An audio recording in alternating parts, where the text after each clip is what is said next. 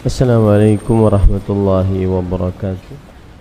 Ahibati fillah, afani Allah wa iyyakum. Bapak Ibu, saudara-saudari jamaah Masjid Samsul Huda, Madiun, Jawa Timur yang saya cintai karena Allah. Semoga Allah Subhanahu wa taala selalu memberikan afiat dan keberkahannya kepada kita di dunia dan di akhirat.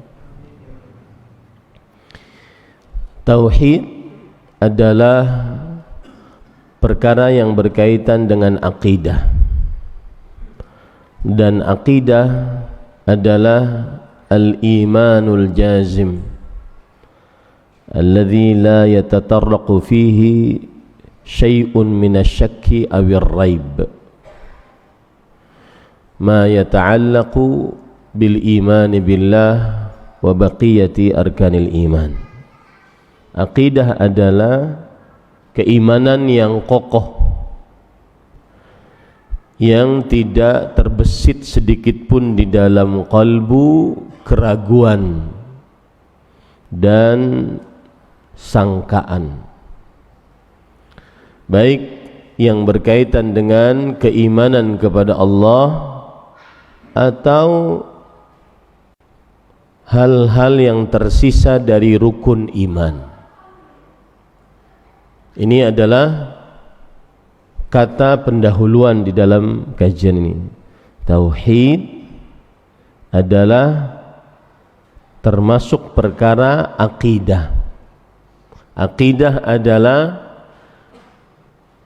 hal yang berkaitan dengan keimanan yang kokoh di dalam kalbu. Tidak ada terbesit sedikit pun keraguan dan sangkaan, baik itu berkaitan dengan beriman kepada Allah atau sisa-sisa dari rukun iman, beriman kepada para malaikatnya, kitab-kitabnya, para rasulnya, hari akhir, dan beriman kepada takdir baik dan buruknya. Ini adalah poin pertama. Dan setiap yang berkaitan dengan akidah, maka perkara tersebut berarti fi ghayatil ahammiyah. Perkara tersebut berarti perkara yang sangat penting dalam kehidupan seorang muslim dunian wa ukhra, baik di dunia ataupun di akhirat. Ini poin yang kedua, bahwa seluruh hal yang berkaitan dengan perkara akidah, maka dia adalah perkara yang sangat penting. Kepentingannya seperti apa? Agar kita bisa lebih menggunakan akal kita. Pentingnya akidah itu bagaimana? Pentingnya akidah seperti pentingnya ruh dalam sebuah jasad. Apa yang terjadi jikalau jasad tanpa ruh? Apa yang terjadi, Pak? Bangkai, bagus, mati, tidak bisa bergerak, tidak bisa menghasilkan apa-apa. Lihat bagaimana kedudukan akidah di dalam diri seorang muslim. Dia bagaikan ruh pada sebuah jasad. Jasad tubuh manusia atau makhluk apapun tanpa ruh, maka tidak akan bisa bergerak, mengerjakan sesuatu, memberikan manfaat untuk dirinya, apalagi untuk orang lain. Inilah pentingnya perkara akidah. Contoh yang lain juga agar kita bisa memahami dengan baik pentingnya akidah ini. Dia bagaikan pondasi dalam sebuah bangunan.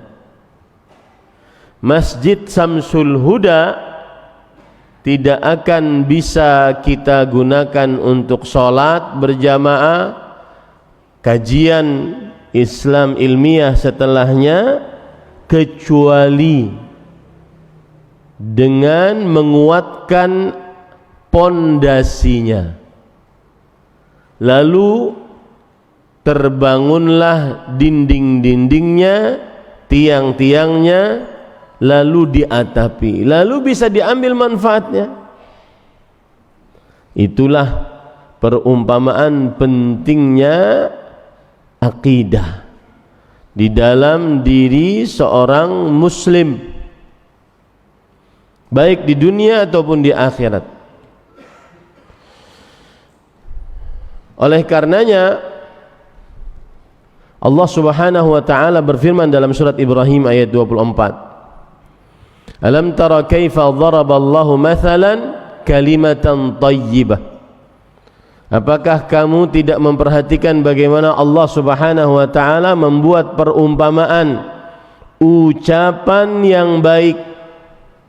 Ucapan yang baik adalah akidah yang benar. La ilaha illallah.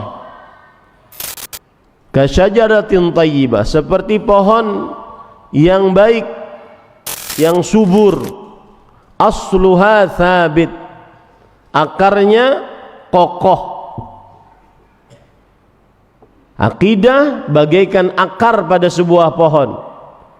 Pohon yang tidak punya akar tidak akan pernah tumbuh, kemudian menghasilkan buah yang bisa diambil manfaatnya pada setiap musimnya. Asluha thabit wa faruha fis sama. Kemudian cabangnya menjulang ke langit. Tu'ti ukulaha kullahin biizni rabbiha wa yadribullahu al-amthal linnas la'allahum yatadhakkarun. Memberikan buahnya di setiap musimnya dengan izin Rabbnya. Demikianlah Allah Subhanahu wa taala membuat perumpamaan-perumpamaan agar kita memahaminya. Maka dari sinilah pentingnya perkara tauhid. Apa yang saya sebutkan tadi, para ikhwan yang dirahmati oleh Allah Subhanahu wa taala, disebutkan oleh Syekh kami, Syekh Abdul Muhsin bin Hamad Al-Abbad hafizahullahu taala, di dalam kitab beliau Fathul Qawiyyil Matin fi syarhi Al-Arba'in wa Tatimmatil Khamsin, ketika beliau membicarakan tentang salah satu bagian penting dari akidah, yaitu keikhlasan. Beliau mengatakan manzilatul ikhlas huwa asasun manzilatuhu, kedudukannya, al-ikhlasu huwa asasun najahi wadh-dhafari bil matlubi fid dunya wal akhirah. Keikhlasan adalah pondasi kesuksesan dan keberuntungan yang dicari di dunia dan di akhirat. Fahuwa lil amali bimanzilatil asasi lil bunyan. Maka keikhlasan, akidah yang benar adalah bagaikan pondasi dalam sebuah bangunan. Kedudukan keikhlasan, kedudukan akidah yang benar seperti di dalam sebuah amal ibadah, seperti pondasi dalam sebuah bangunan. Wa bimanzilatir ruh lil jasad, dan kedudukan akidah yang benar dalam sebuah amal ibadah seperti kedudukan ruh pada sebuah jasad. Fakama annahu la yastaqirrul bina wa la yutamakkanu min al-intifa'i minhu illa bitaqwiyati asasih wa ta'ahudihi min an ya'tariyahu khalal, fakadzalikal amal bidunil ikhlas. Maka sebagaimana sebuah bangunan tidak akan tetap kokoh, kemudian tidak mungkin diambil darinya manfaat kecuali dengan menguatkan pondasinya dan menjaganya dari hal-hal yang merusaknya. Demikianlah amal tanpa akidah yang benar. Wa kama anna hayatal badan birruh fa hayatul amal wa tahsilu thamaratihi bimusahabatihi wa mulazamatihi lil ikhlas. Maka sebagaimana kehidupan jasad ini dengan ruh, maka kehidupan amal dan menghasilkan buah dari amal dengan selalu menghadirkan keikhlasan. Orang munafik, Pak, kenapa malas sholat subuh dan sholat isya? Nah, kalau tangklet, siapa yang tahu? Karena pingin dilihat. Karena riya. Riya adalah salah satu hal yang bertentangan dengan akidah yang benar. Akhirnya malas.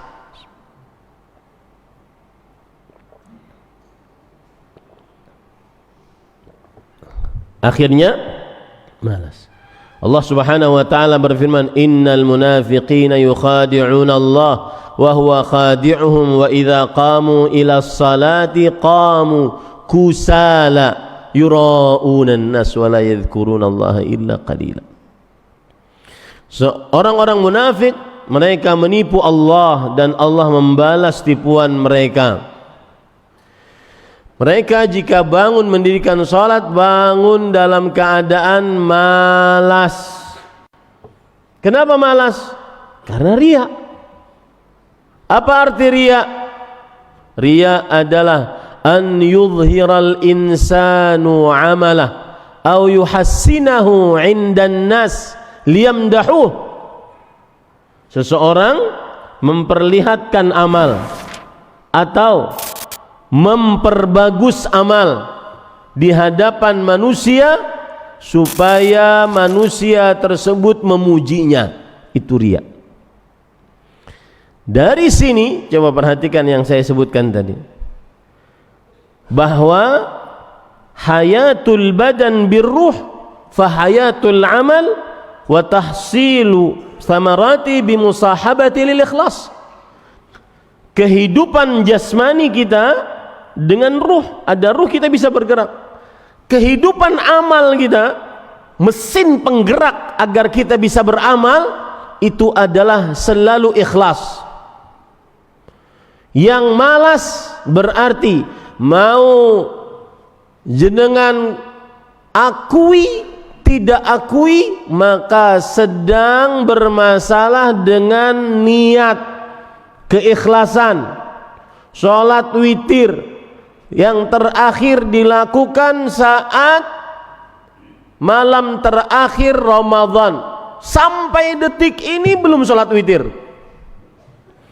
itu berarti bermasalah dengan akidahnya, niatnya, keikhlasannya.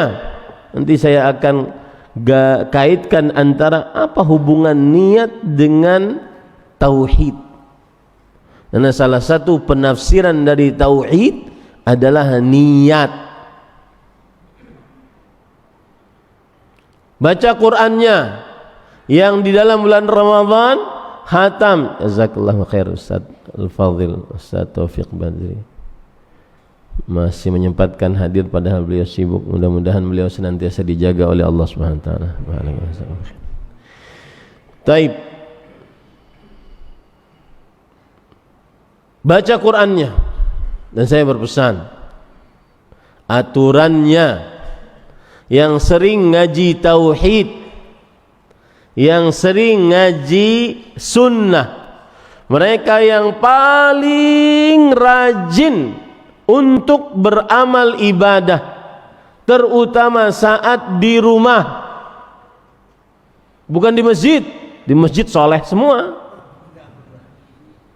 Saat di rumah baca Qur'annya, zikir pagi sorenya, salat qabliyah, ba'diyah, tahajud, duha, witir. Afdalu salatil mar'i fi baiti illa al-maktubah. Salat paling afdal bagi seseorang adalah di rumahnya, kecuali salat wajib.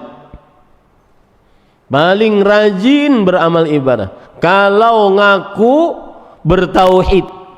Karena tadi tubuh akan bergerak ketika ada ruh, maka amal akan dikerjakan ketika ada tauhid, ada akidah yang benar, ada keikhlasan. Berarti kapan ada malas, maka berarti sedang bermasalah dengan akidahnya, dengan tauhidnya. Inilah mengapa perkara akidah itu penting. Ini para ikhwan yang dirahmati oleh Allah Subhanahu wa ta'ala. Taib, saya akan, karena sudah saya kirim kepada panitia sesuai dengan apa yang saya tulis, maka saya akan fokus kepada apa yang saya tulis supaya para jamaah bisa mengikuti kajian saya. Perhatikan baik-baik. Poin yang pertama, tauhid adalah inti agama Islam. Para ikhwan yang dirahmati oleh Allah Subhanahu wa ta'ala, tauhid adalah mengesahkan Allah di dalam ibadah, keyakinan, nama dan sifat-sifatnya. Allah Subhanahu wa ta'ala berfirman, Qul huwallahu ahad, yang artinya katakanlah wahai Muhammad, dialah Allah al-ahad. Quran surah Al-Ikhlas ayat 1. Kita bahas dulu poin ini. Tauhid adalah inti agama Islam. Agama Islam itu banyak cabangnya atau perkara yang ada di dalamnya. Perkara akidah bagian dari agama. Perkara ibadah bagian dari agama. Perkara muamalah bagian dari agama. Perkara adab dan akhlak bagian dari agama. Dalam semua atau dalam 4 aspek agama Islam ini, maka semuanya pondasinya adalah tauhid. Saya ulangi, 4 aspek agama Islam ini pondasinya adalah apa? Tauhid. Jadi saya ingin mengajak Bapak Ibu saudara-saudari berfikir di kajian saya ini agar benar-benar faham. Saya keluar dari majelis ini, saya faham apa yang saya dapatkan dari ilmu. Masalahnya hampir 100% Bapak Ibu ikut kajian dalam keadaan bersandar hanya kepada mendengar. Berarti setelah mendengar imma dihafal atau dilupakan karena tidak dicatat. Disebut dengan ngaji nguping, jiping. Masuk telinga kanan, keluar lagi dari telinga kanan. belum masuk ke dalam kalbu, keluar lagi dia karena lupa.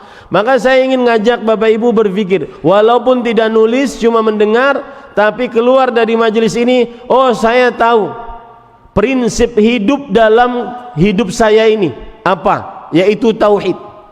Makanya benar-benar harus dipahami baik-baik. Poin yang pertama, tauhid adalah inti agama Islam. Saya akan pahamkan agama Islam, orang beragama itu 4 aspek kehidupannya. Yang pertama, agama berkaitan dengan akidah.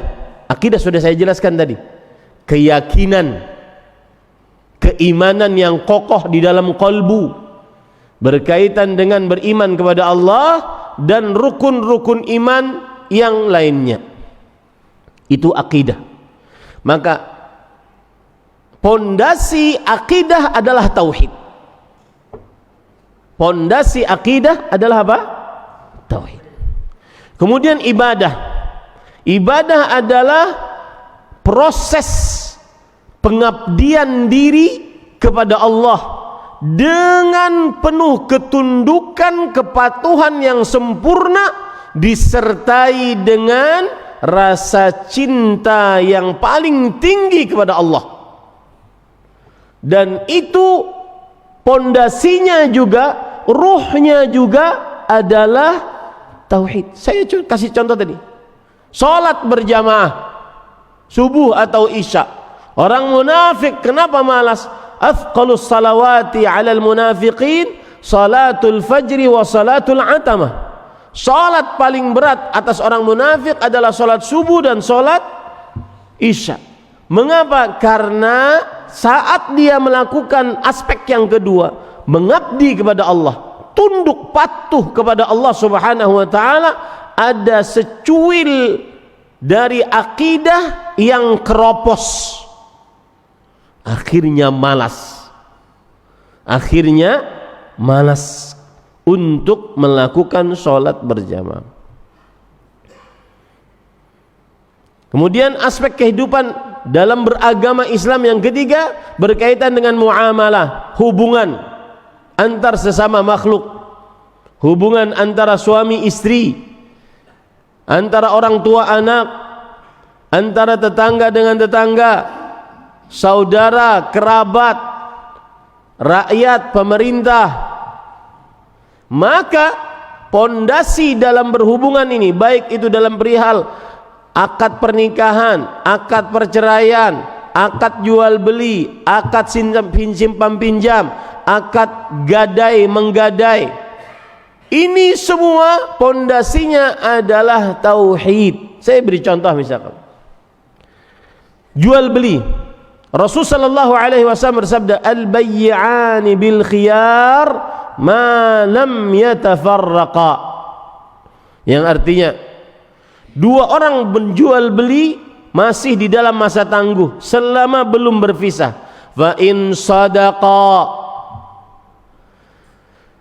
wa bayyana burika fi bai'ihima, kalau kedua-duanya jujur menjelaskan apa adanya, diberkahi dalam jual belinya. Kapan bisa jujur? Ketika didasari oleh tauhid, akidah yang benar, bahwa saya memiliki Allah yang maha melihat, maha mendengar, maha mengetahui.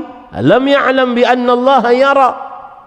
Apakah ia tidak mengetahui bahwa Allah melihatnya? Saya memiliki Allah yang nanti akan menghisap saya, memberikan pahala ataupun siksa kalau seandainya saya keliru dalam perihal muamalah.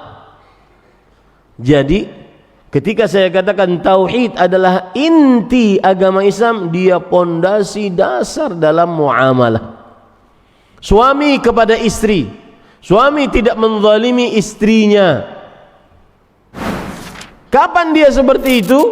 Ketika dia benar-benar mempunyai pondasi tauhid, akidah yang benar.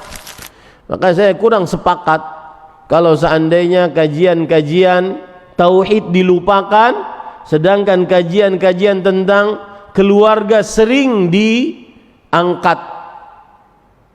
Seperti misalkan, aku cinta kamu, kamu cinta dia. Wah, itu banyak yang hadir itu. Ya. Tapi kalau sudah tauhid, konsekuensi dua kalimat syahadat, kemudian manhaj salaf, kemudian berpegang teguh kepada sunnah, yang mana tema-tema itu dahulu di awal-awal dakwah sunnah di negeri ini adalah tema-tema yang sangat favorit. Tema-tema itulah yang menghasilkan masyarakat yang taat dan kokoh keimanannya kepada Allah Subhanahu wa taala. Tidak mudah mengeluh, pantang untuk mengeluh di media sosial. Apalagi guru ngaji. Guru ngaji mengeluh di media sosial, jadi pengusaha saja. Enggak usah jadi guru ngaji. Enggak mungkin guru ngaji itu nanti kaya. Enggak mungkin. Ya. Kalau ingin kaya jadi pengusaha saja, nggak usah jadi guru ngaji. Paham? kecuali dua-duanya diambil. Guru ngaji iya, pengusaha batu bara iya. Ya. Bismillah.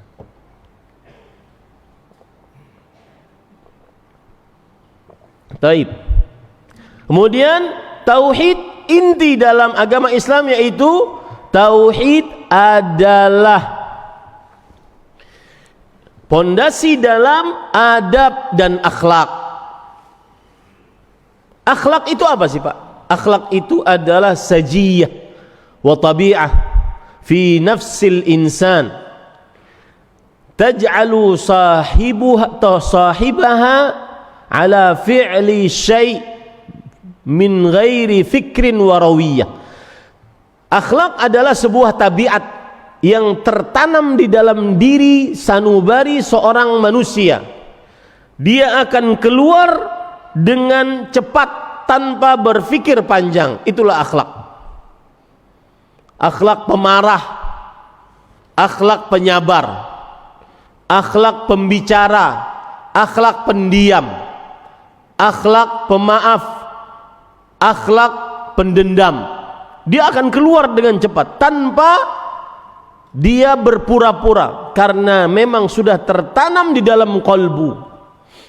Akhlak ada yang mulia, ada yang buruk. Akhlak yang buruk hasad, sombong, ujub, itu akhlak. Kapan dia berbicara pasti kelihatan sombongnya. Di dalam falatati lisani, di dalam cuilan-cuilan ucapannya, karena sudah memang tertanam dalam qalbunya. Nah, pondasi adab dan akhlak yang mulia adalah akidah yang benar, tauhid yang benar kepada Allah Subhanahu wa taala. Baik. Sekarang kalau begitu kita harus memahami apa itu tauhid. Para ikhwan yang dirahmati oleh Allah Subhanahu wa taala, tauhid pengertiannya adalah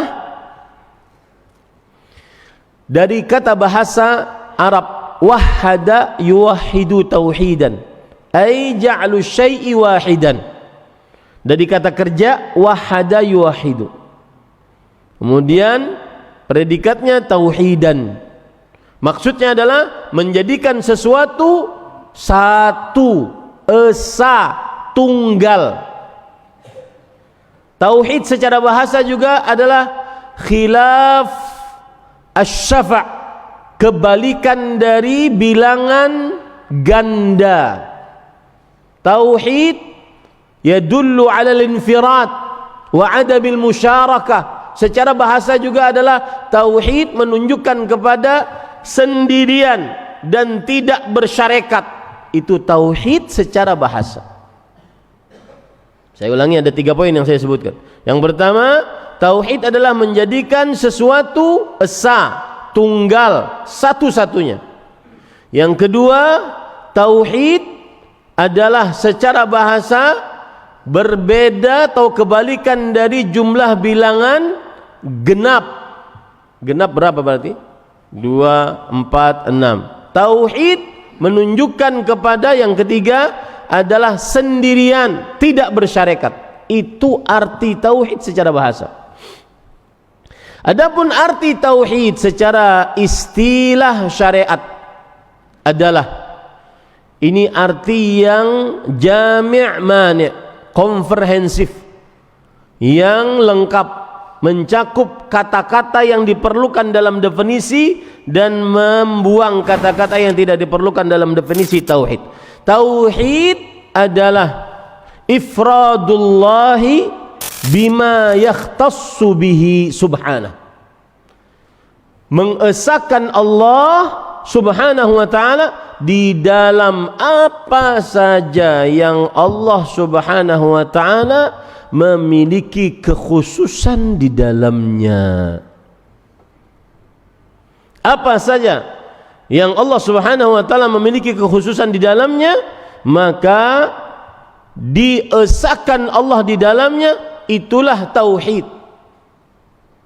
Timbul pertanyaan, Para ikhwan yang dirahmati oleh Allah Subhanahu wa taala, apa saja yang diesakan atau khusus milik Allah di dalamnya? Yang pertama dan paling utama adalah ibadah. Seluruh jenis ibadah hanya milik Allah Subhanahu wa ta'ala. Allah berfirman di dalam Al-Quran, ya ayyuhan nas u'budu rabbakumul ladzi khalaqakum.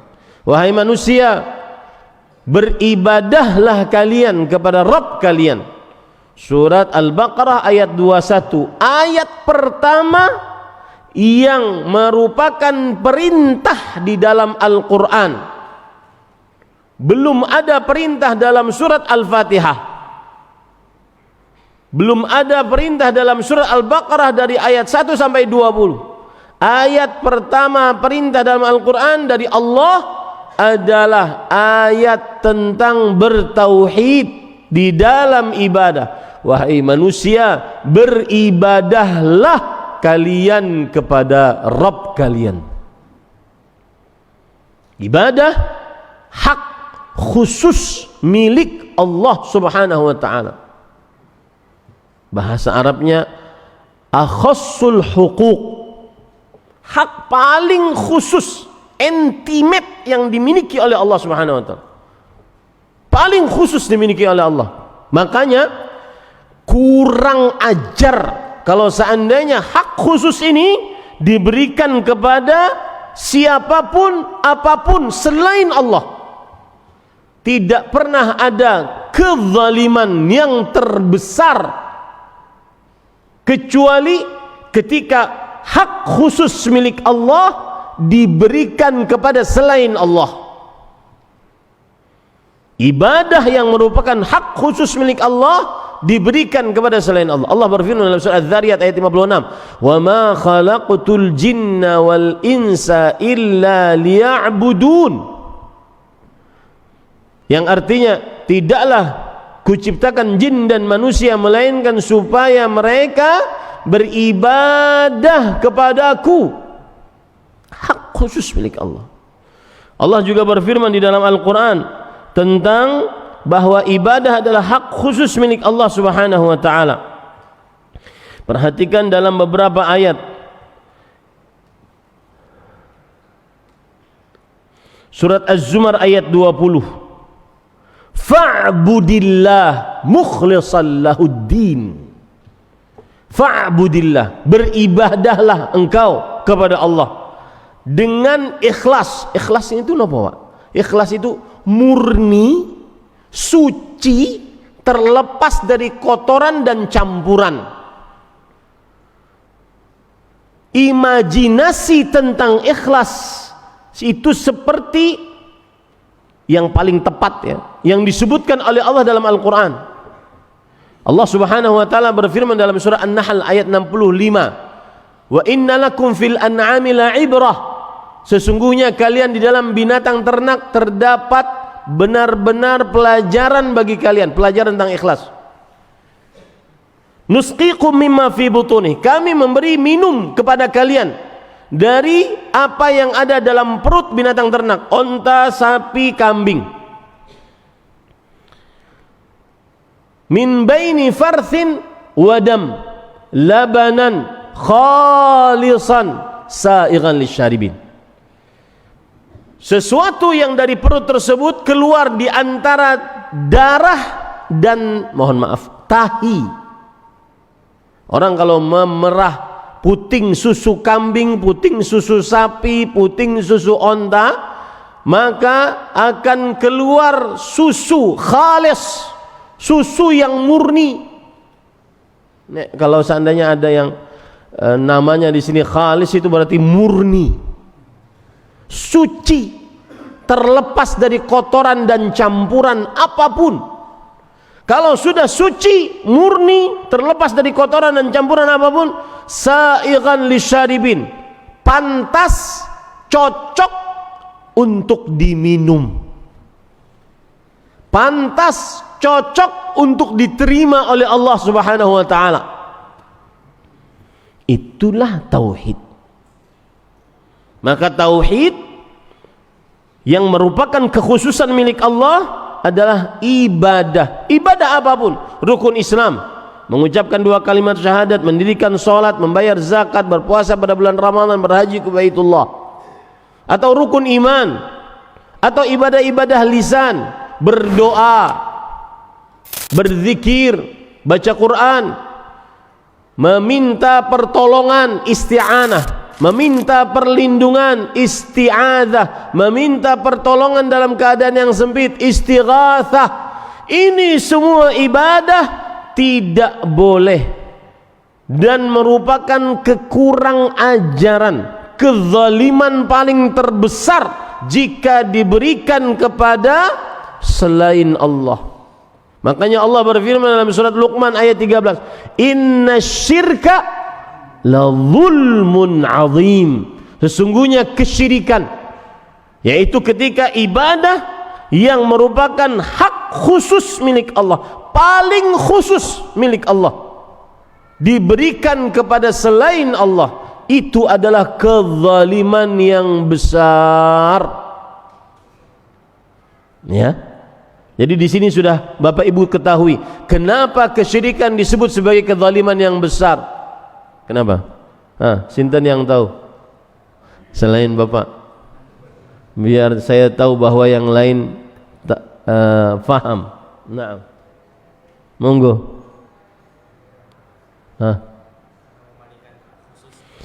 Karena memalingkan hak paling khusus milik Allah kepada selain Allah, itu kezaliman yang besar.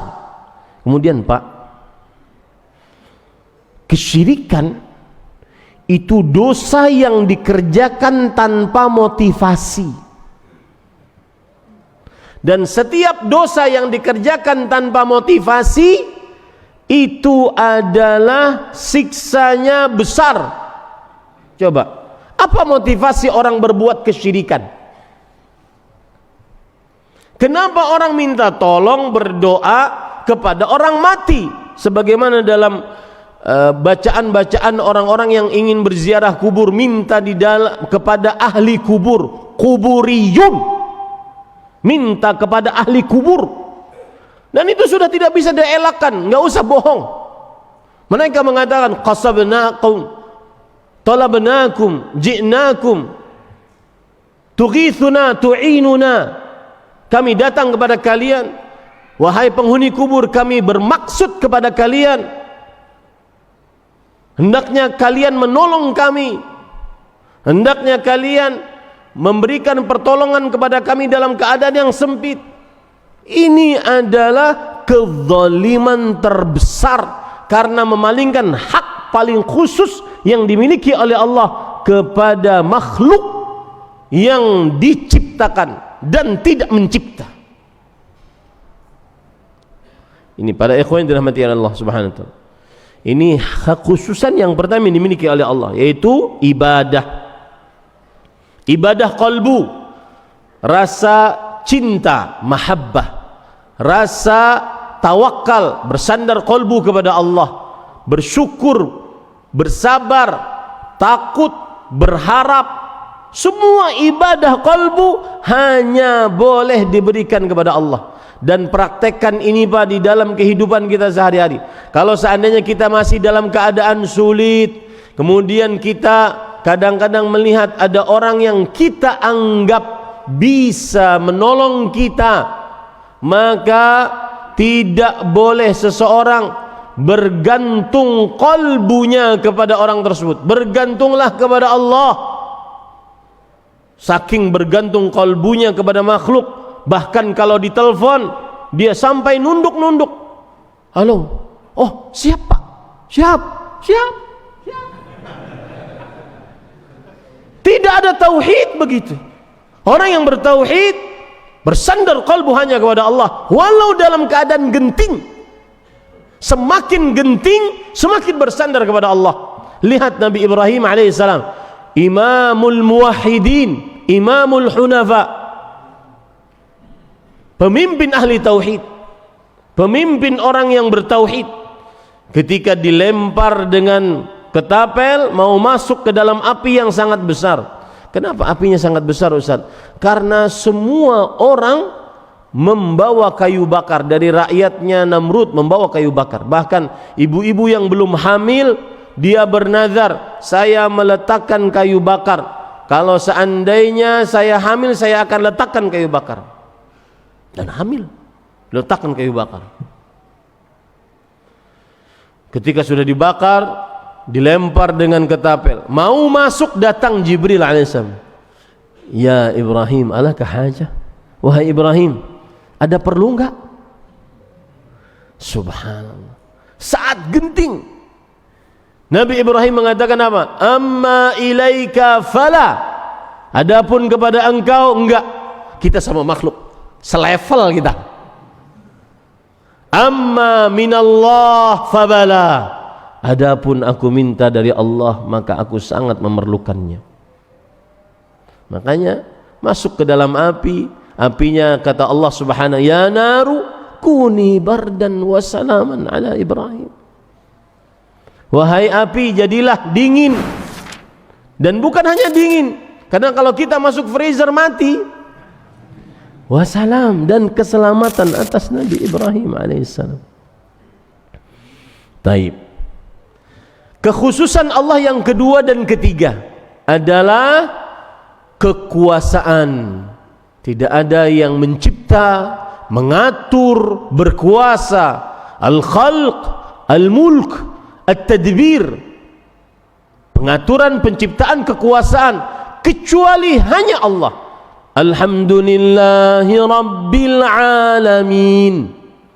Segala puji hanya milik Allah. Kenapa? Ibadah pujian hanya boleh diberikan kepada Allah. Pujian yang dibarengi dengan penyanjungan dan ketundukan kepada yang dipuji.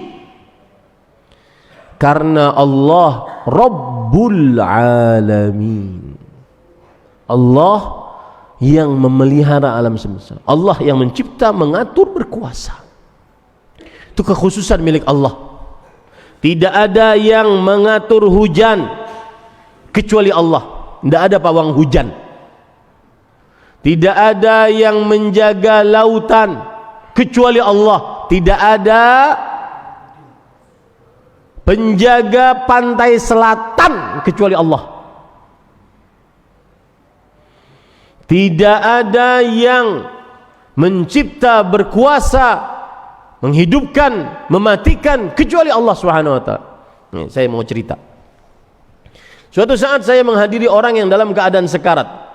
Orang ini dalam hati saya, kok lama sekali dia mau mati. Akhirnya datang seorang guru kita. Kemudian sang guru meletakkan tangannya di dahinya. Saat meletakkan tangannya dahinya, mati. Ayo, sinten sing patenin kau? Hah? Siapa yang matikan itu? Gurunya apa Allahnya? Allah subhanahu.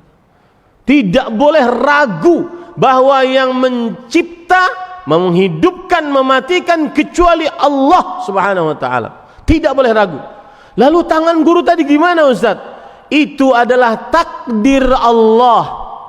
Allah sudah menetapkan takdir tersebut 50.000 tahun sebelum penciptaan langit dan bumi, bahwa dia akan mati saat sang guru meletakkan tangannya di atas dahinya. Bukan karena guru meletakkan tangan di atas dahi lalu matinya mudah. Paham? Paham Pak?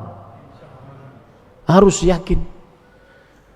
Makanya tidak ada sesaji laut, karena tidak ada yang mengatur laut kecuali Allah. Tidak ada yang mencipta, mengatur, berkuasa kecuali Allah. Ini kekhususan milik Allah Subhanahu wa taala. Dan ini tidak ada debat, Pak. No discuss, nggak ada debat ini. Tidak ada debat. Ini keyakinan urusannya, tidak ada debat. Dan dengan ini sedikit menyimpang tentang kolbu, Pak. Saya senggol kolbu hati Bapak Ibu saudara-saudara sekalian. Dengan ini seseorang akan bahagia, tidak pernah resah, Bahagia itu apa sih pengertiannya, Pak? Kata Imam Ibnu Qayyim Al-Jauziyah rahimahullah, beliau mengatakan as-sa'adah hiya adamul ham. Bahagia adalah tidak resah. Dengan meyakini tauhid yang khusus tadi milik Allah, kita tidak akan pernah resah. Apa yang membuat, terutama bagi laki-laki yang ada di hadapan saya sekarang, apa yang membuat sering resah bagi para lelaki? Duit. Hah? Apalagi di zaman media sosial, melihat orang seneng, resah.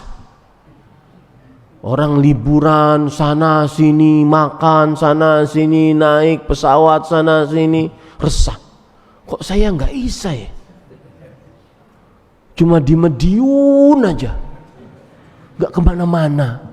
Orang sudah sampai mana? Sudah sampai puncak gunung mana? Sudah sampai Bromo. Kok saya cuma di sini tok ya?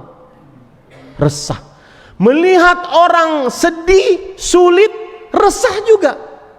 Melihat orang sakit, ada yang meninggal, kekurangan harta, resah juga. Jangan-jangan saya kena besok.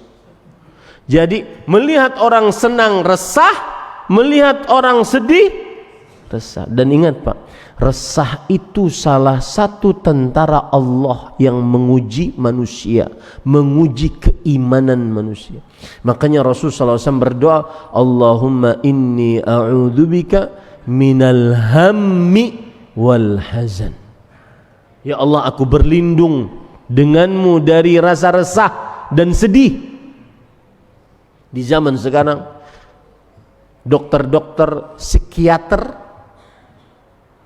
laris. Kenapa? Banyak orang yang resah, gelisah, rusak health mentalnya, kesehatan mentalnya rusak, insecure. Apa arti insecure itu, Pak? Insecure itu tidak nyaman perasaan. Karena yang dilihat di medsos, ini anak umur 19 tahun sudah punya ratusan miliar. Laku loh.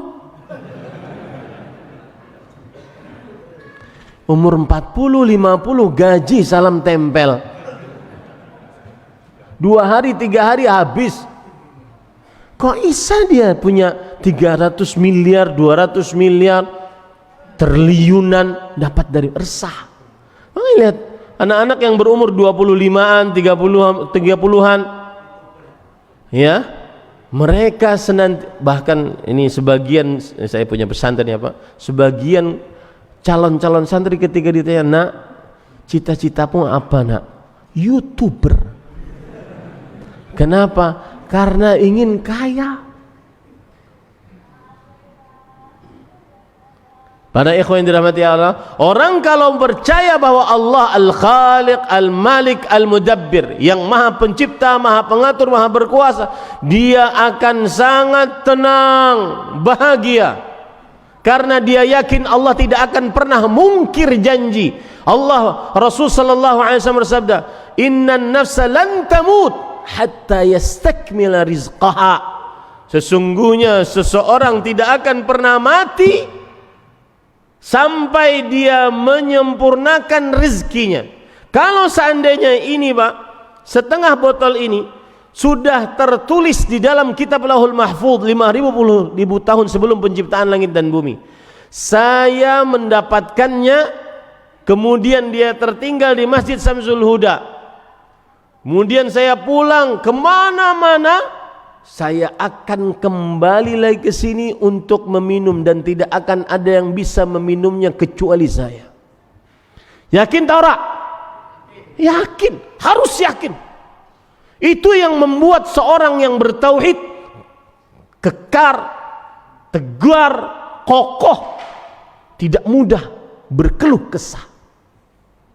Pantang ahli tauhid berkeluh kesah. Dia hanya bermunajat dengan suara yang lirih kepada Allah, seperti Nabi Ayyub. Wa Ayyub idh nada rabbahu anni massani adh-dhurr wa anta arhamur rahimin. Dan Nabi Ayub berkata kepada Rabbnya, bermunajat kepada Rabb, wahai Allah, dengan suara yang lirih. Semakin lirih Pak, semakin disukai oleh Allah.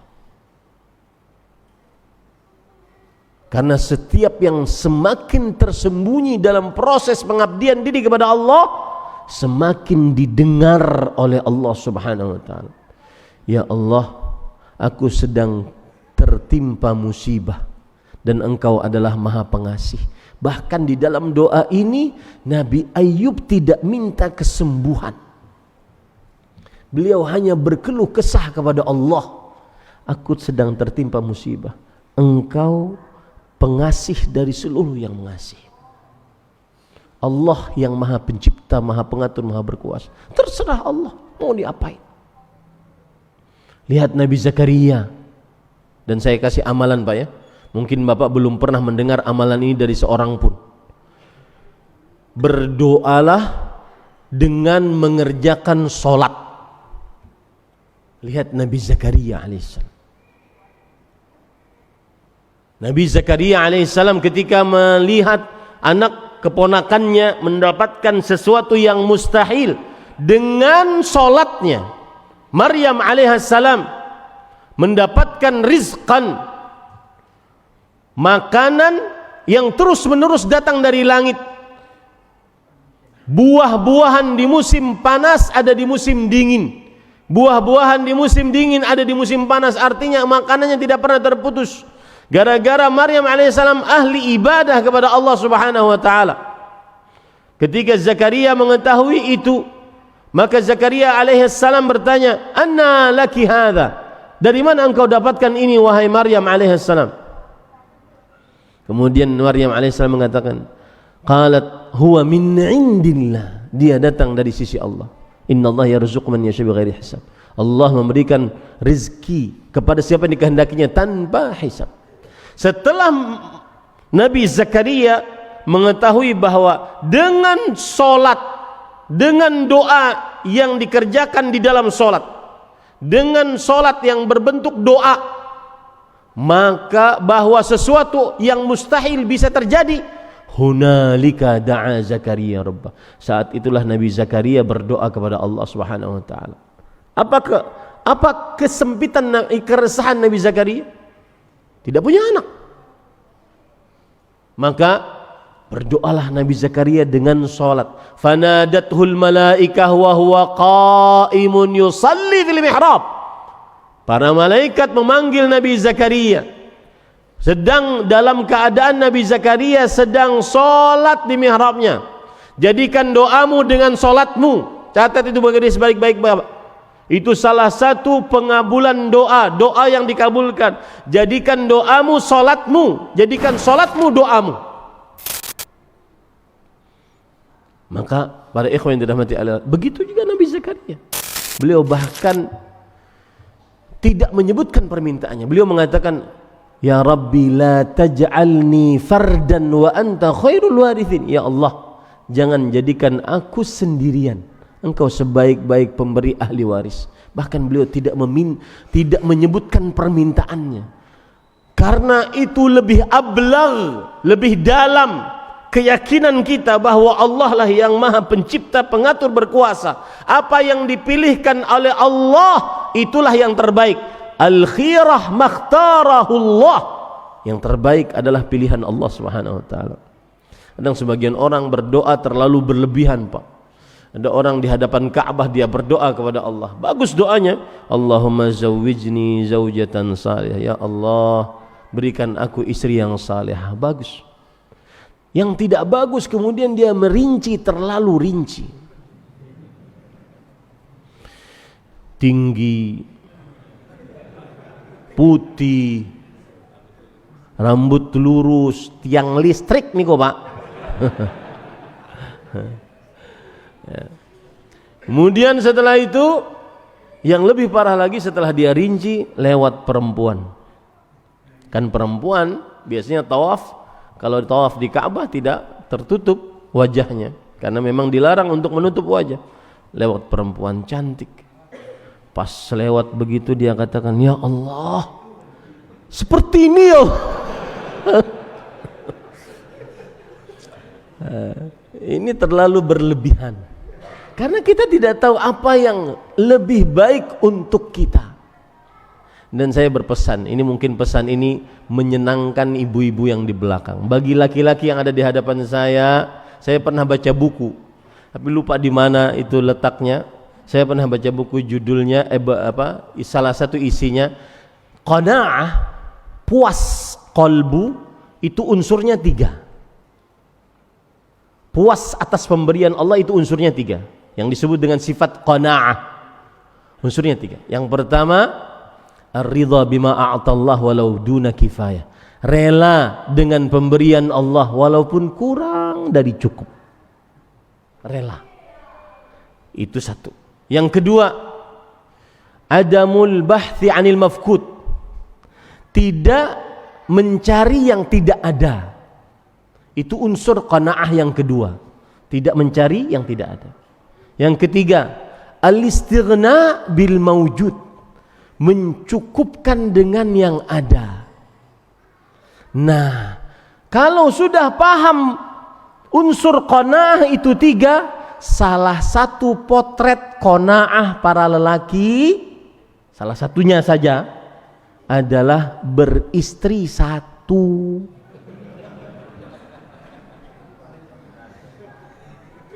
Hah?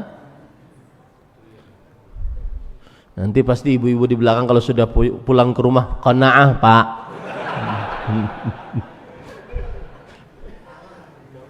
Jangan mencari yang tidak ada, mencukupkan dengan yang ada.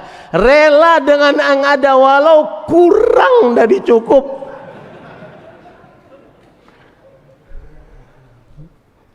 Ya. Ini pada ikhwan dirahmati oleh Allah Subhanahu. Dan secara hukum fikih, sebagian ulama berpendapat bahwa jumhur ulama berpendapat bahwa beristri 1 yang sudah menjaga pandangan mata, menjaga kemaluan lebih afdal daripada yang beristri lebih dari 1. Karena bagaimanapun yang banyak istrinya akan masuk ke dalam, dikhawatirkan berbuat zalim terhadap para istri-istrinya. Dan saya katakan ini karena saya sering jadi wasit.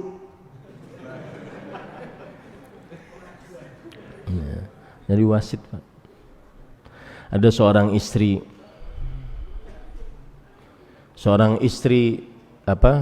ada sebuah kasus misalkan. Ustaz, pertanyaan, bagaimana menghadapi situasi begini? Kami kan para istri dari si fulan berkumpul dalam salah satu grup.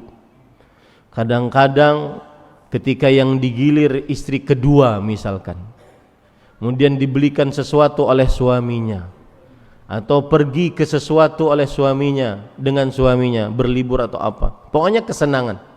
Kemudian istri ini foto apa yang dibelikan oleh suami, kemudian dikirim ke grup kami. Kemudian dia pura-pura tidak tahu. Oh, mohon maaf, salah kirim. Alah. Salah kirim piye? Itu yang akan antum hadapi.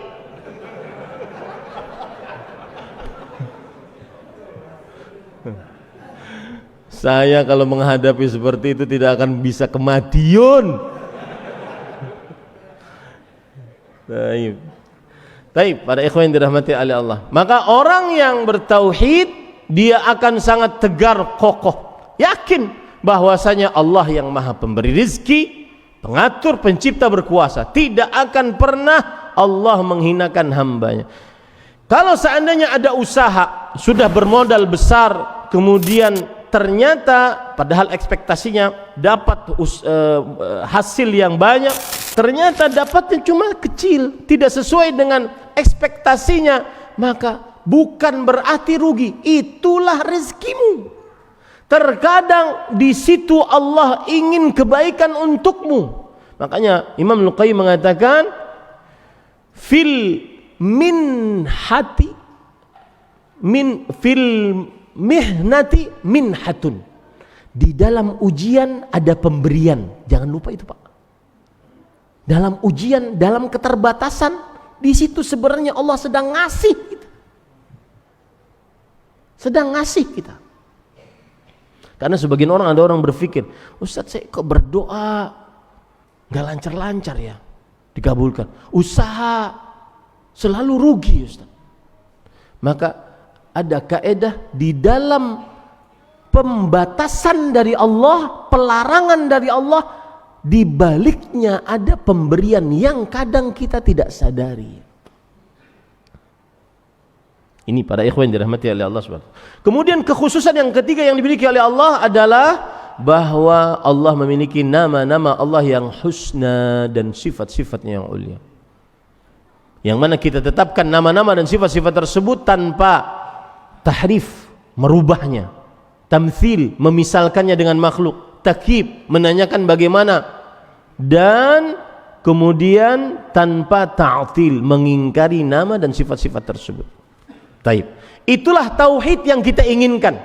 Saya kembali ke awal, tauhid yang kita inginkan adalah yaitu mengesahkan Allah dalam seluruh hal yang khusus milik Allah, ibadah, kekuasaan, nama-nama dan sifat-sifat Allah Subhanahu wa taala. Makanya tadi di dalam slide saya sebutkan yaitu tauhid yang merupakan kekhususan milik Allah Subhanahu adalah mengesahkan Allah dalam ibadah, dalam keyakinan, yaitu keyakinan bahwasanya Allah Maha Kuasa, Maha Pencipta, Maha Mengatur, dalam nama-nama dan sifat-sifatnya. Itulah inti agama Islam. Nah, yang kedua, tauhid adalah tujuan penciptaan manusia. Ini pondasi yang sangat kuat, Pak. Untuk apa? Allah saya sebutkan dulu dalilnya. Wa ma khalaqtul jinna wal insa illa liya'budun. Tidaklah kuciptakan jin dan manusia melainkan supaya mereka beribadah kepadaku. Para ikhwan yang dirahmati oleh Allah Subhanahu wa taala, ayat ini surah Az-Zariyat ayat 56 ini merupakan rem yang mengerem kita kapan kita keluar dari relnya. Kapan terlalu sibuk dengan dunia, ayat ini remnya. Wa ma khalaqtul jinna wal insa illa liya'budun. Kapan seseorang menghalalkan segala cara untuk mendapatkan harta, tahta, wanita, ini remnya. Oh, saya diciptakan oleh Allah bukan untuk ini, untuk beribadah kepada Allah Subhanahu wa taala. Ini sampai jam berapa kita? Oh, enggak ada yang mengingatkan saya. Apa sudah qanaah semua? Ya, tujuan penciptaan kita adalah beribadah kepada Allah Subhanahu wa taala. Dan sekali lagi saya katakan, ayat ini atau tujuan penciptaan ini kalau diingat terus merupakan rem agar kita senantiasa selalu di atas relnya dan tidak mudah bingung. Ada orang begini, saya sering sekali melihat di mana-mana, di pesawat, di saat penungguan, saat sedang kosong, pasti dia mengeluarkan HP. Saya kira mencari apa, belajar apa dengan HP-nya. Ternyata main game. Nenek-nenek yang aturan nih, kalau sudah berumur tua atau super tua, persiapkan dirimu. Imam Ibnul Jauzi rahimahullah membagi umur manusia itu menjadi 5 fase dalam kitabnya Tanbihun Naim. 0 sampai 15 itu umur anak-anak tufulah. 15 sampai 35 umur syabab, umur pemuda. 35 sampai 50 umur kuhul, umur matang. 50 sampai 60 umur syaikhuqah, umur tua. 60 sampai 80 itu umur haram, super tua. Nah, kalau sudah umur 50 sampai 80 sudah siap-siap. Ya, siap-siap. Kenapa? Karena sebentar lagi akan berkumpul dengan kawan-kawan yang mendahuluinya. Siap-siap. Kurangi perkara-perkara dunia. Nih saya nasihatkan ya, sedikit menyimbang tentang bakti orang tua. saya nasihatkan kepada anak-anak yang kadang-kadang kalau sudah umur 35 ke atas, 40-an lah, itu kan biasanya sudah mapan hidupnya. Sudah punya istri, sudah punya anak, sudah punya rumah, sudah punya alat transportasi, sudah mapan lah. Sebagian besar seperti itu, sudah mapan. Maka dia ingin kemudian berbagi dengan orang tuanya. Orang tuanya otomatis sudah berumur tua, syaikhukhah, atau haram, super tua. Maka orang tua ini hati-hati ngasih hadiah kepada mereka. Jangan yang melalaikan mereka. Orang tua yang asalnya punya HP yang monokrom, nggak ada HP pintarnya, nggak ada internetnya, cukup dia bisa baca SMS ataupun telepon, itu sudah mencukupi. Karena orang tua tidak terlalu perlu untuk media sosial, untuk mengetahui alam semesta ini. Ya, maka hati-hati kita kasih hadiah kepada orang tua. Kita kan ingin, wah ini saya baru dapat gajian, ada bonus, saya ingin kasih hadiah agar bapak bisa ber-HP smartphone. Dan ini kejadian Pak. Pernah suatu kajian maghrib, habis kajian setelah salat isya, saya didatangi oleh tadi golongan tua atau super tua. Rambutnya sudah beruban, badannya agak mungkuk, kemudian salam kepada saya. Assalamualaikum Ustaz. Waalaikumsalam Pak. Apa kabar? Mudah-mudahan Bapak sehat, diberkahi oleh Allah. Alhamdulillah Ustaz. Tadi malam saya lihat Ustaz di TikTok. Berarti nopo? Niki si super tua nih main TikTok. Semua yang bermain media sosial tahulah apa yang ada di dalamnya. Paham ini para ikhwan? Nah, kurangi perkara-perkara dunia kalau sudah berumur 50 ke 60, 60 ke 80. Sudah, kurangi, ringankan perkara-perkara dunia. Yang ada masjid, rumah, masjid. Kulo pernah suatu ketika ngisi pengajian di sebuah masjid. Waktu itu saya lihat hampir seluruh DKM-nya tadi golongan tua atau super tua. Kemudian saya bilang ke ketua DKM-nya, Pak, boleh nggak kita kumpul sebentar? Saya ingin bertanya kepada bapak-bapak ini. Kumpullah. Benar, tidak ada pemudanya, semuanya orang-orang pensiunan. Saya tanya, Pak, ngapunten ini, saya mau nanya, kenapa DKM-nya semuanya orang tua-tua? Dan subhanallah masjidnya bagus, wangi, mushafnya rapi, bersih, diatur oleh mereka. Ustadz, kami ini laki-laki yang sudah tidak diharapkan lagi keberadaannya di rumah.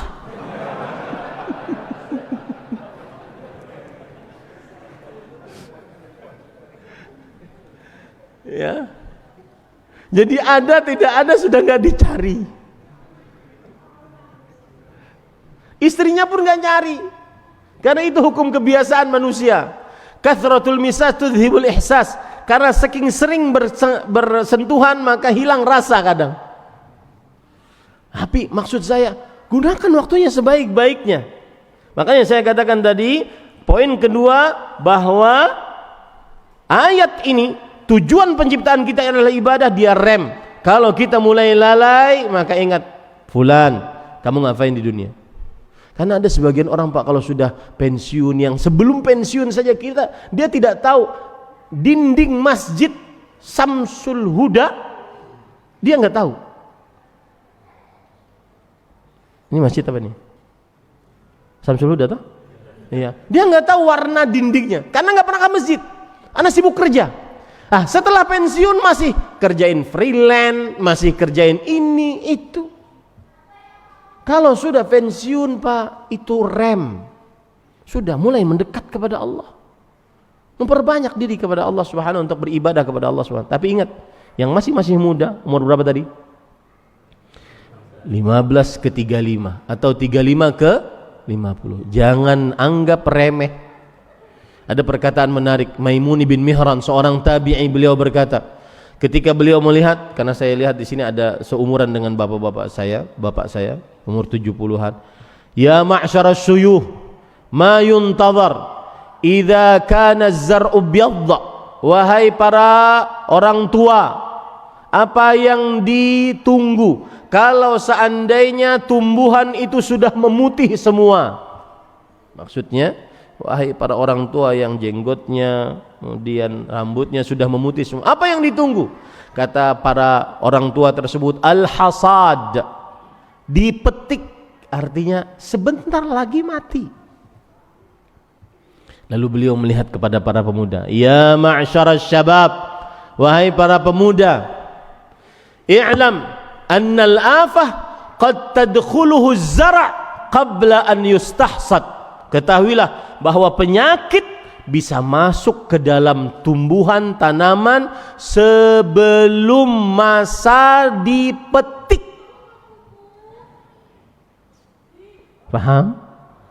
Jangan merasa oh masih lama. Ya, saya pernah waktu masih kerja di Arab Saudi, bekerja sebagai pendakwah dan penerjemah. Tugas saya adalah ke camp-camp para tenaga kerja Indonesia. Waktu itu saya ke sebuah camp tenaga kerja pembangkit listrik tenaga laut. Saya menyebutkan tentang sholat karena kadang-kadang sebagian yang bekerja ini lupa sholat. Kemudian ada yang menyanggah, Ustadz, kami kesini keluar puluhan juta, yang ada dalam benak kami adalah berburu rial dan dolar. Ustadz, dakwahnya tentang mendirikan sholat nanti aja Ustadz, kalau kami sudah pulang ke Indonesia.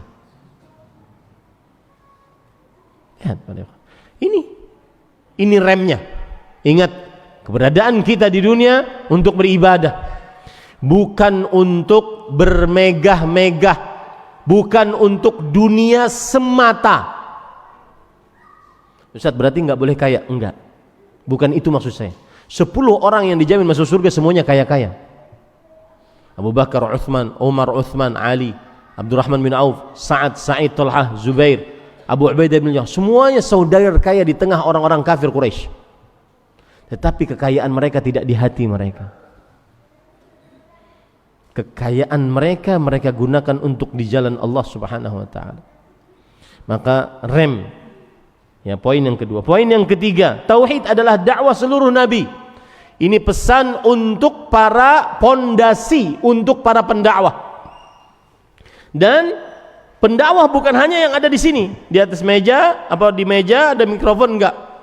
Bapak-bapak, ibu-ibu, saudara-saudari yang ingin mendakwahi keluarganya yang belum kenal dengan tauhid, maka yang pertama kali didakwahkan adalah perihal tauhid.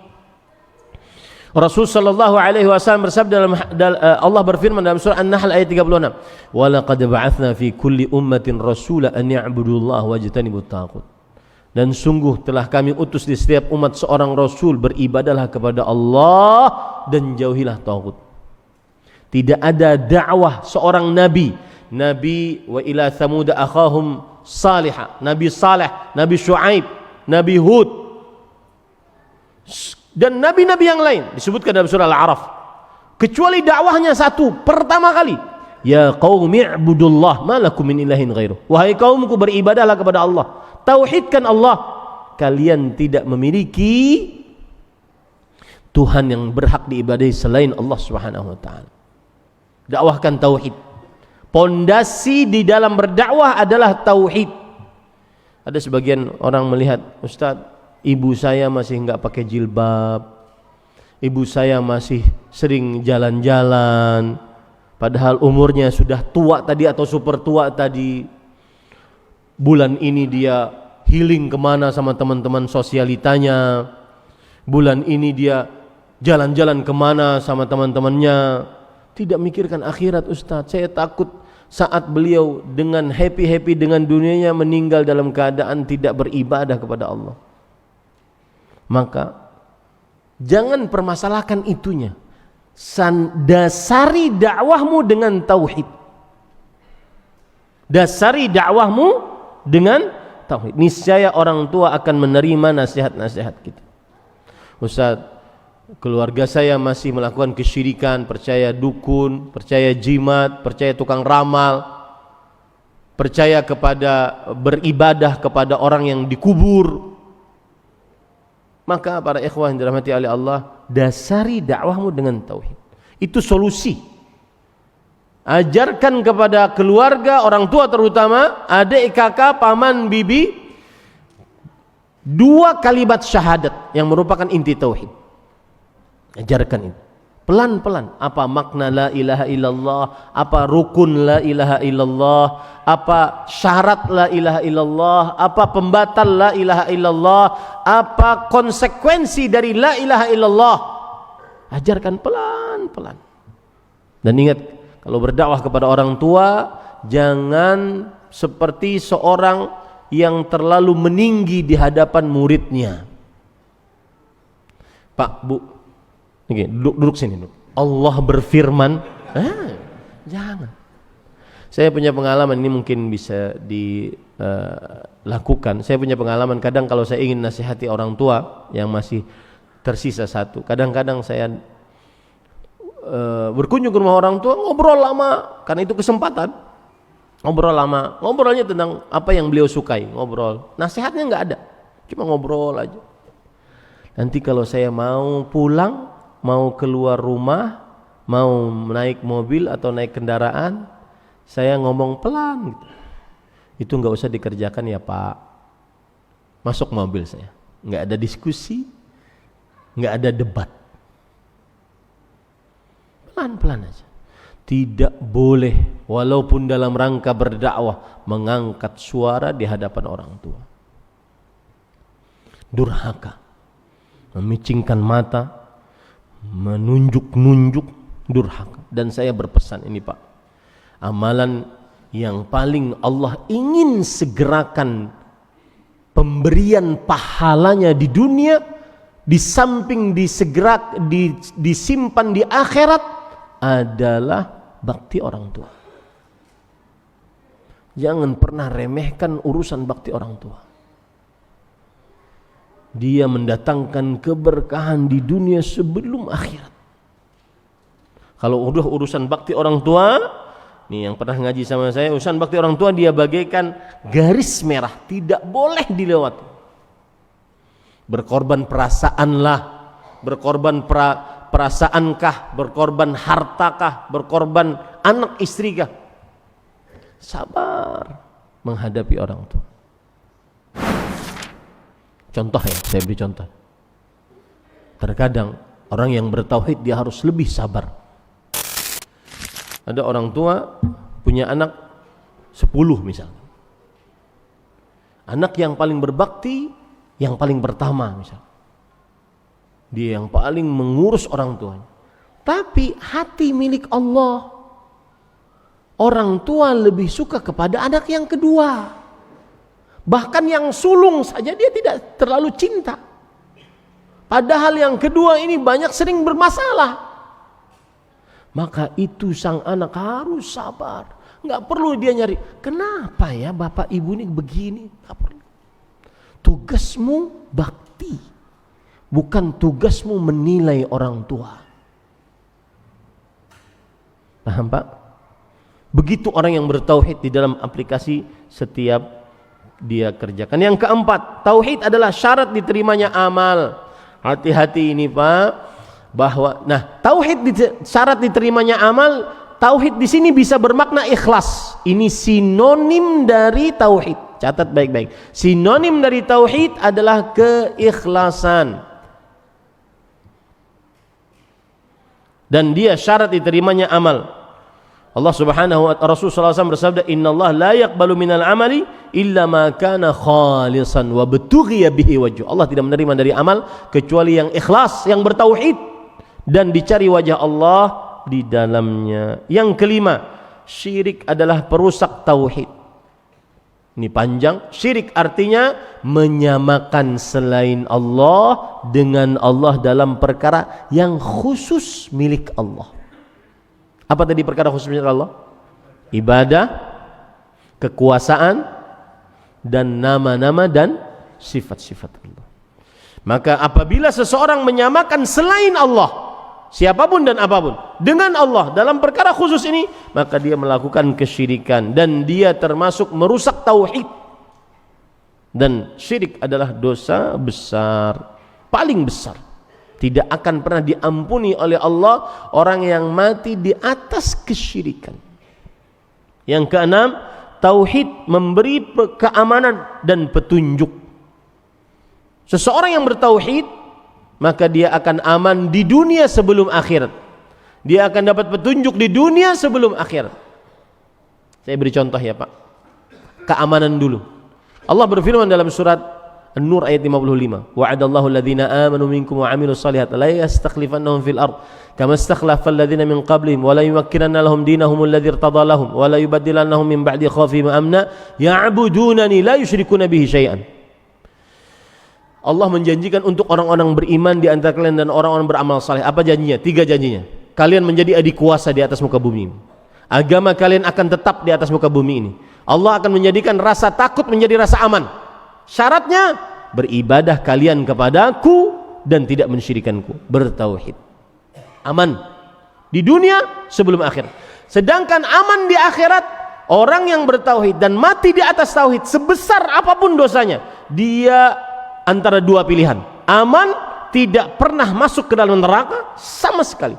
Yang kedua, aman, tidak pernah kekal di dalam neraka meskipun bisa masuk ke dalam neraka.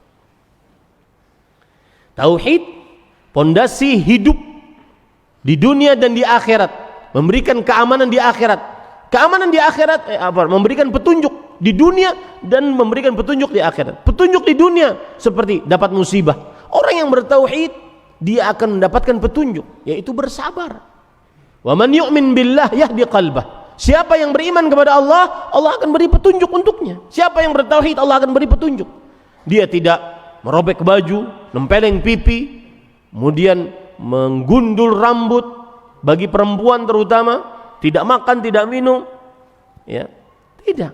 Allah akan beri petunjuk dia. Kalau dapat musibah di dunia, Allah akan beri petunjuk untuk sabar. Karena dia bertauhid, dia mengakui bahwasanya tidak ada yang mengatur kejadian ini kecuali Allah Subhanahu wa ta'ala. Dan petunjuk di akhirat ini yang lebih luar biasa Pak. Petunjuk di akhirat, orang yang bertauhid akan selamat saat di atas sirat.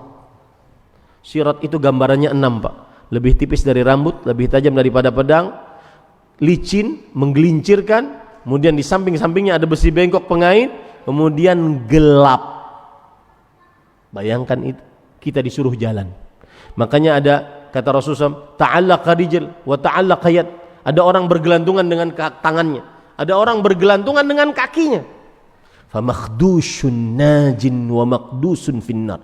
Ada yang selamat tapi sudah tersabik-cabik, ada yang tidak selamat diceburkan ke dalam neraka jahanam. Karena sirat, jembatan yang dibentang oleh Allah di atas neraka jahanam. Yang dapat petunjuk saat itu siapa? Orang yang bertauhid. Yuthabbitullahu alladhina amanu bil qawli tsabiti fil hayati dunya wa fil akhirah. Allah menetapkan orang-orang yang beriman di kehidupan dunia dan di kehidupan akhirat. Nah, 7.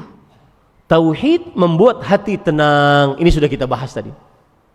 Ya, orang yang bertauhid terutama tauhid rububiyah, hatinya akan tenang. Kemudian yang ke-8, tauhid adalah pondasi keluarga dan pendidikan. Ini menarik Pak. Suatu saat saya habis berkunjung ke orang tua. Biasanya setiap Rabu malam kami saya senantiasa kunjung orang tua. Malam-malam kita pulang sekitar jam 9.30, jam 10 begitu di jalan. Kita melihat anak perempuan tidak menutup aurat, kemudian dengan laki-laki berpelukan. Saya bilang kalau seandainya itu bukan suaminya, saya bilang ke Umu istri saya, terlihat yang saya manggil Umu saat ini dengan panggilan my supercalifragilisticexpialidocious. Panggilan sayang saya kepada istri saya, my supercalifragilisticexpialidocious. Kalau nggak paham cari sendiri di internet sana apa artinya. Yang saya bilang, coba lihat tuh anak perempuan itu. Sebenarnya itu yang salah adalah orang tuanya. Maka umum menimpali bukan hanya orang tuanya sebenarnya didikan tauhid dari mulai semenjak dini. Kalau seandainya dia dididik dengan pendidikan yang benar dari mulai semenjak dini di atas tauhid, dia tidak akan pernah lancang seperti itu di hadapan Allah Subhanahu wa taala. Berpacaran, membuka aurat malam-malam dan seterusnya. Maka tauhid itu pondasi keluarga dan pendidikan. Enggak usah Pak capek-capek parenting. Ya. Boleh kita belajar parenting boleh, tetapi paling pondasi dasar adalah apa? Tauhid. Yang kesembilan, tauhid melahirkan akhlak dan amanah. Saya beri contoh ya Pak. Orang kalau bertauhid maka dia akan sangat amanah. Kalau ngutang disaur, jangan bayar pakai kata kunci afwan akhi, bayar sahur. Ya. Kapan kita semangat nyaur utang? Kalau seandainya kita punya tauhid. Yang ke-10 yang terakhir, menjaga tauhid sampai wafat. Mudah-mudahan kita diwafatkan oleh Allah Subhanahu wa taala di atas tauhid.